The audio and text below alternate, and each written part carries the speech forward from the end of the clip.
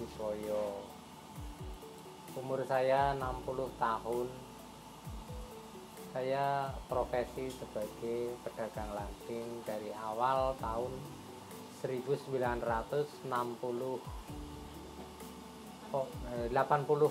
Kenapa saya mengambil profesi sebagai lanting? Karena saya orang nggak punya, jadi nggak punya sawah. Jadi saya terjuni sebagai jualan lanting, pegadang lanting kecil-kecilnya awalnya buat menghidupi anak saya. Ya, sampai sekarang alhamdulillah sudah sukses. Ya, pelanggan udah banyak. Ya, kalau sejarahnya lanting sih dulunya itu nenek saya bikin lanting masih cuma alatnya itu manual, digeles sama meja. Kalau sekarang kan udah pakai dongkrak, pakai pelenderan gitu. Pakai mesin lah. Pakai mesin, marunya pakai mesin. Kalau dulu tahun 80-an itu masih manual, parutnya masih parut biasa. Ini Bapak termasuk usaha yang terusin dari orang tua apa memang Bapak sendiri? Dari orang Ya, tua. kalau saya dari nerusin Terusin generasi ya, dari orang tua saya. Tapi dulu masih manual. Kalau udah tahu tahun 87 udah sama itu mesin. Iya. Kalau saya bikin lanting cuma original semua. Soalnya yang ambil itu maunya original. Jadi nggak ada bahan pengawet sama sekali. Kalau dulu katanya itu nenek moyang saya itu, jadi dulu kan ada lanting yang merah, yang putih. Jadi itu katanya itu menyesuaikan Indonesia, itu merah putih gitu. Udah lama-lama tares itu yang merah itu nggak boleh. Harusnya pakai tares makanan. Ya ada angka 8, angka itu yang bulat untuk cincin. Kalau saya mulai tahun 84. Oh ya, kalau sini baru saya.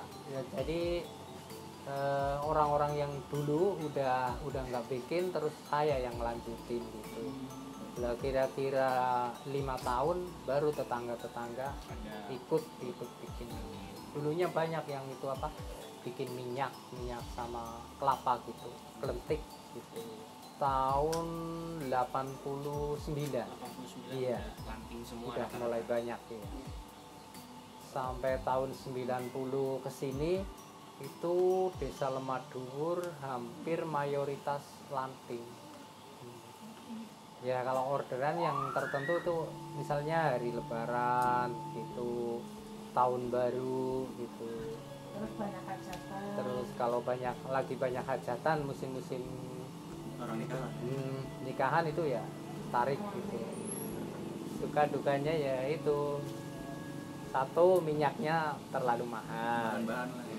Terus bahan baku singkong itu jarang gitu. Sama itu jadinya menurun. Biasanya kalau sekintal 60, sekarang jadinya 50 per kintal, 50 kilo lanting. Harganya juga naik gitu. Kalau saya bikin lanting sekali bikin itu 5 kintal sampai 6 kintal singkong.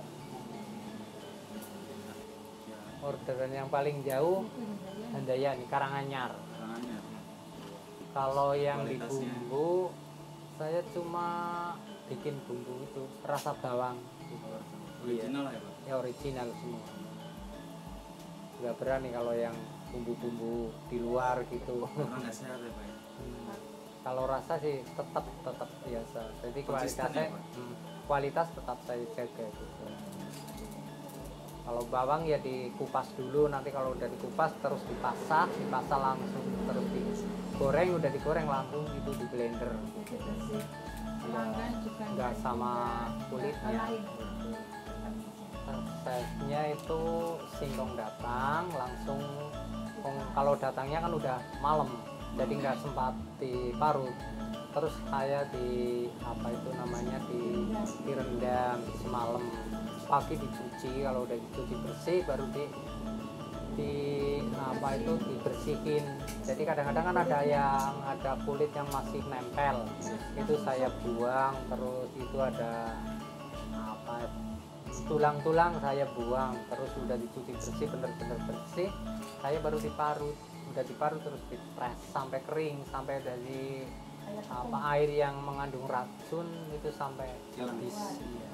Soalnya itu kalau nggak bersih itu yang namanya singkong itu racunnya di lendir-lendir. Jadi di dalam kulit misalnya singkong nanti udah dikupas, itu di dalam kupas itu yang banyak itunya racun. Tapi kalau udah dikerik gini bersih itu sebaiknya nggak apa-apa.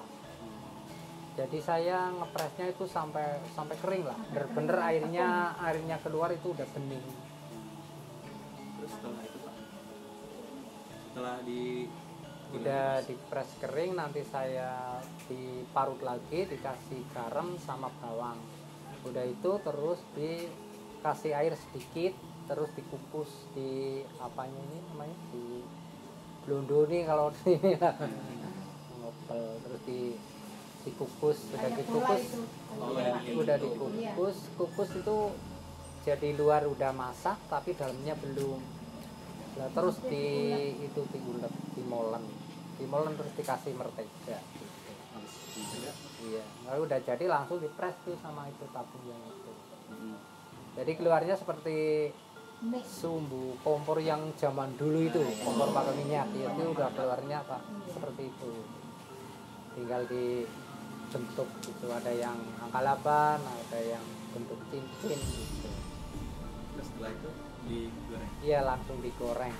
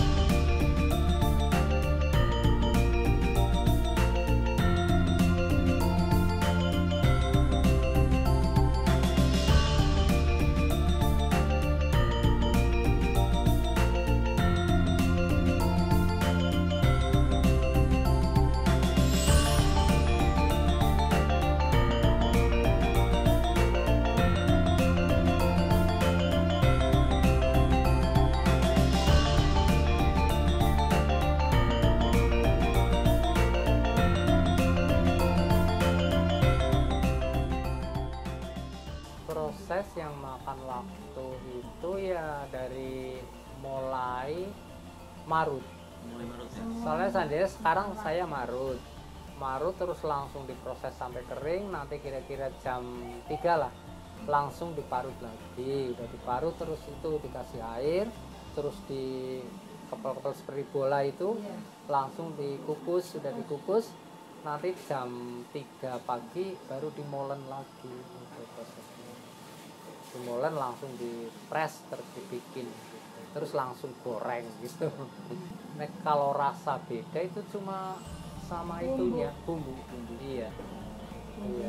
Kalau dari saya ya kayak gitu original semua. Alhamdulillah lancar itu. Tapi setelah ada pandemi itu yang terus beda itu. Iya, semua naik semua gitu.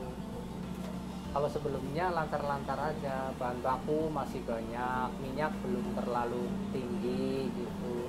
Konsumen ya alhamdulillah kasih banyak yang ngambil gitu. Tapi setelah pandemi itu jadi warung-warung konsumen itu udah nggak ada yang ngambil, katanya nggak ada yang beli, nggak ada perlotan, nggak ada ini dan itu gitu.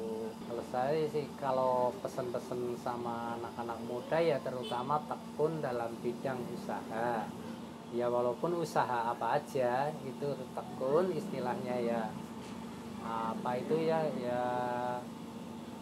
kalau orang Jawa sih bilang jangan mager jalan gitu, maksudnya kalau itu ya apa ya, misalnya seluruhnya lah gitu biar cepat mas, harus lurus secara orang jalan tuh harus lurus nggak kayak boleh gitu. males.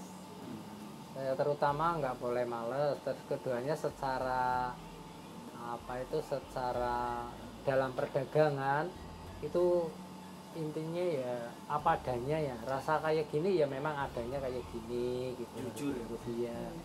Ya terutama lah. Terus kalau itu ya kualitas tetap jaga gitu. Itu terutama. Ini kalau anak-anak muda ya harusnya ya dapat lah, bisa lah menekuni kayak gitu. Apalagi lebih maju ya, Pak? Iya, lebih maju buat ganti. Walaupun lagi sepi apa harus Ya ditunggu. harus disyukuri Nggak gitu. sekarang besok.